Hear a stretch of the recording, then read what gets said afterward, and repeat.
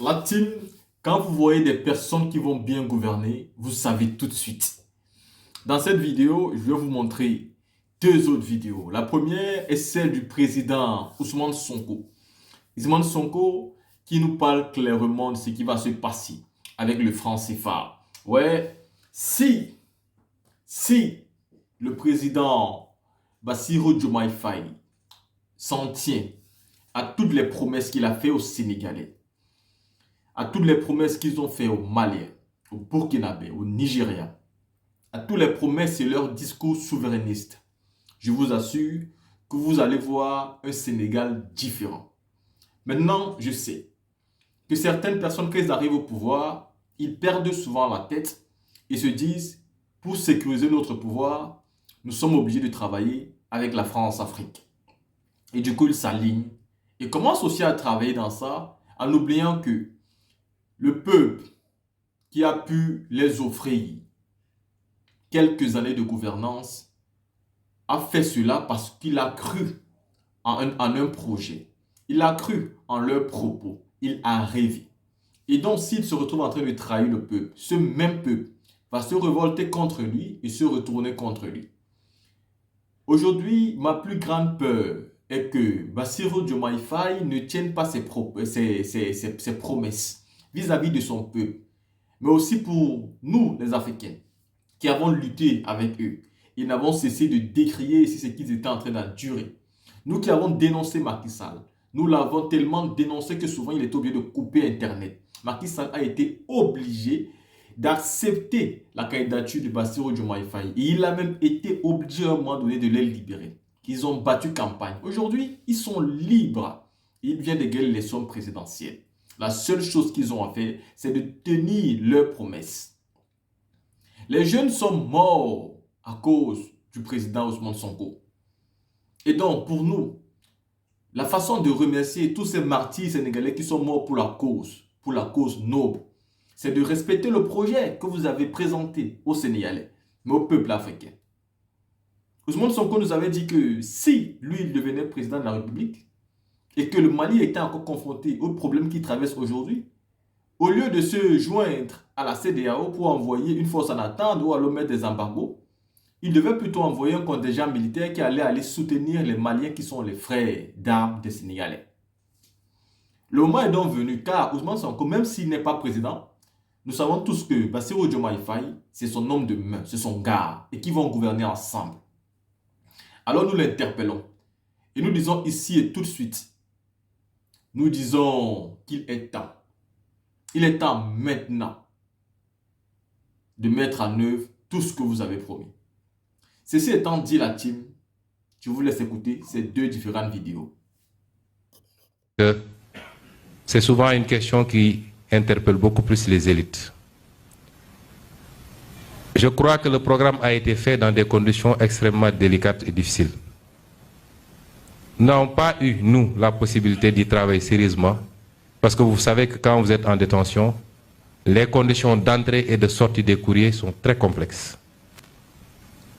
Et les dernières observations qui ont été formulées, même par le candidat, n'ont pas pu être intégrées sur cette problématique-là. Mais je veux dire simplement qu'il faut savoir lire notre programme comme une continuité. On n'a pas créé un nouveau programme. En 2019, on a pris position sur la question de la monnaie. D'abord, à travers le livre Solutions, que j'ai présenté ici publiquement, mais ensuite dans le programme. Et notre démarche a été toujours de dire que nous sommes tous convaincus, toutes les élites sont convaincues qu'il y a un problème avec cette monnaie et qu'elle ne colle pas à nos impératifs de développement. Et qu'il faut qu'on assume nos responsabilités pour aller vers autre chose. Je ne vais pas entrer dans les détails techniques. Nous avons toujours dit dans la démarche présidentielle que nous le ferons dans le cadre d'abord des ensembles sous-régionaux. Et si on ne parvient pas à faire bouger les lignes, nous prendrons nos responsabilités parce que 90% des pays du monde ont leur propre monnaie et parviennent à s'en sortir. En tout cas, la plupart s'en sortent. Et c'est cela qu'il faut comprendre comme aspect du programme. Aujourd'hui, nous avons une monnaie dans le cadre de l'UEMOA. Ça semble aller dans une certaine direction, mais ça va très lentement. nous allons venir pour essayer de booster et aller vers les réformes qu'il faut. Mais nous avons toujours dit que nous, notre option, c'était même la CEDEAO, qui fait un ensemble de plus de 6 millions de kilomètres carrés, plus de 400 millions d'habitants, donc un marché qui a un potentiel énorme, mais si les préalables sont réglés, et ces préalables ne le sont pas encore. Et c'est ça notre option de base. Et c'est seulement si on ne parvient pas à avoir ça, que nous considérons pouvoir aller avec notre propre monnaie. Donc, vous savez bien qu'un détenu a le programme a navigué une ou deux fois, mais on n'a pas pu, avant la présentation du programme, faire les dernières observations comme il le fallait. Et donc, il faut lire ce programme comme une continuité. Quand je demandais à l'équipe de démarrer le programme, je leur ai dit, travaillez sur la base l'ossature de 2019 et essayez de voir s'il y a des actualisations à faire. C'est des précisions importantes parce que des gens en manque de programme et qui ne peuvent rien nous reprocher essaient de s'agripper sur cette question-là pour inquiéter le monde entier d'ailleurs, parce qu'ils ne s'adressent pas au peuple sénégalais. Et je tenais à faire ces petites précisions. Je m'excuse d'avoir été assez long. Je ne vais pas faire la version française, je laisse à...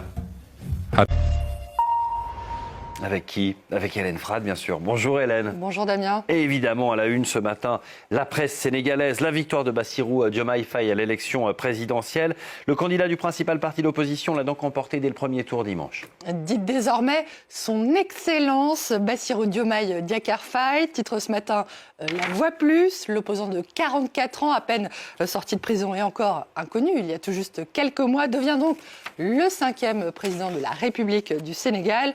Un nouveau président qui a déjà présenté ses principaux chantiers pour les mois à venir et annoncé un futur gouvernement composé de Sénégalais de l'intérieur et de la diaspora, d'après le quotidien Enquête, qui cite la réconciliation nationale, la refondation des institutions et l'allègement du coût de la vie parmi ces chantiers prioritaires. Walf Quotidien, autre journal sénégalais, cite également de son côté, Damien, la lutte contre la corruption. Une élection saluée par la presse ouest-africaine. Ouais, le Jelly, site d'info guinéen, souligne la jolie exception sénégalaise dans une Afrique de l'Ouest en proie au coup d'État et exprime son soulagement et même sa fierté face à la décision d'Amadouba de reconnaître sa défaite. Plus lyrique, le site d'info burkinabé Wakat Serra va jusqu'à comparer Damien Bassirou Diomaye Faye à Madiba, le surnom donné à feu Nelson Mandela. Le nouveau président passé de la prison au palais présidentiel, autrement dit de la roche tarpéienne au Capitole. Pour le pays quotidien burkinabé, la victoire du candidat du PASTEF au premier tour ressemble surtout à un vote sanction des Sénégalais contre, je cite, l'arbitraire et les turpitudes du président sortant Macky Sall. Il y a également beaucoup de réactions, Hélène, dans la presse européenne et française. Le journal suisse Le Temps, vous le voyez, évoque une victoire pour la démocratie et la soif de changement des Sénégalais. Le quotidien français Libération fait état de la liesse de la population et du bilan controversé de Macky Sall, dont le bilan aurait plombé en réalité la candidature de son dauphin Amadouba. Dans un entretien au Monde, le politologue Gilles Olakunle Yabi confirme que la victoire de Bassirou Diomaye Faye est surtout, je le cite, l'expression d'un profond sentiment d'exaspération des Sénégalais vis-à-vis de Macky Sall.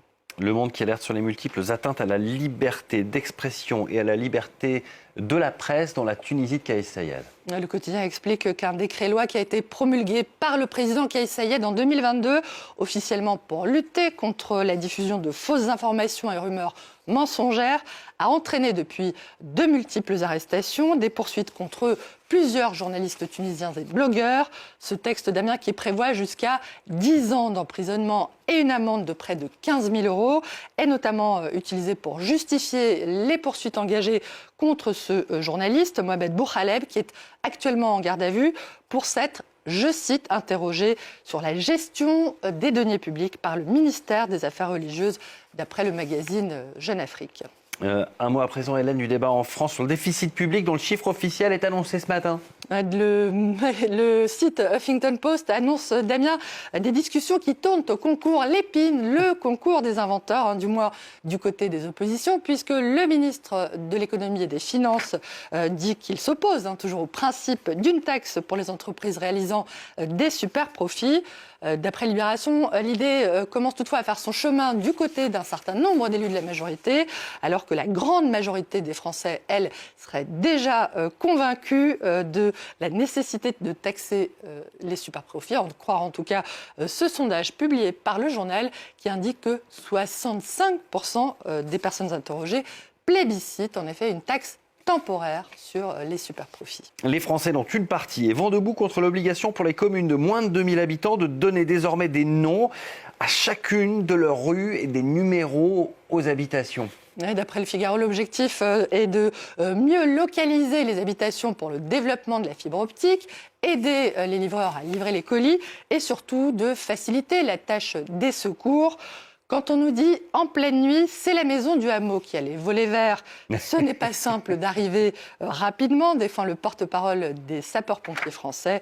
Le problème, Damien, c'est que ce changement a pour conséquence de faire disparaître les noms de lieux-dits. Ce sont des noms d'usage, parfois ancestraux, et auxquels beaucoup de Français sont très attachés, en particulier en Bretagne, où les défenseurs de la langue bretonne dénoncent même une débretonisation des campagnes. À Telgruc-sur-Mer, c'est dans le Finistère, les habitants ont par exemple vu disparaître certains noms de rues au profit d'une incongrue rue du Pélican, comme s'il y avait des pélicans en Bretagne, se désole un certain Hervé Gouegen. Et je vous confirme qu'aussi en Auvergne, on est vent debout. Merci beaucoup Hélène pour cette revue de presse. Merci à vous d'avoir choisi France 24. On se retrouve dans 5 minutes.